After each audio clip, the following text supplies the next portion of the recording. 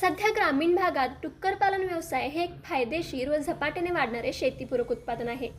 त्यामुळे अनेक शेतकरी पारंपरिक व्यवसायासोबत डुक्कर पालन व्यवसायाकडे वळत आहेत. आज आपण कर्नाटक राज्यातील सुधाकर रेड्डी यांनी करत असलेल्या डुक्कर पालन व्यवसायाबद्दल जाणून घेऊयात. सुधाकर सांगतात की हा व्यवसाय सुरुवात करण्यासाठी यॉर्कशायर, लँड्रेस, ड्युरॉक अशा उन्नत जातीची निवड करणे गरजेचे असते.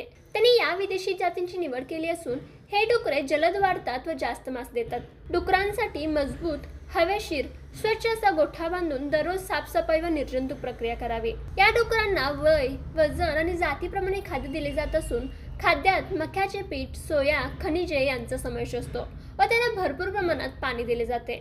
त्याचबरोबर सुधाकर सांगतात की डुकरांना वेळेवर लसीकरण आणि पशुवैद्यकीय तपासणी करावी. मुख्यतः सर्दी, ताप व त्वचा रोग यांचा प्रतिबंध केला पाहिजे. एका डुकरापासून 10 ते 12 पिले मिळत असून उत्पादन क्षमता अधिक होते व 6 महिन्यात हे पिले विक्रीस तयार होतात.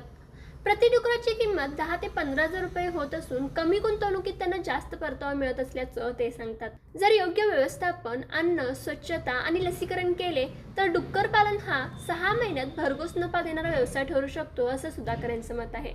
तर तुम्हाला सुधाकर यांच्या पिग फार्मिंग बिझनेसबद्दल काय वाटतं हे कमेंट करून नक्की कळवा.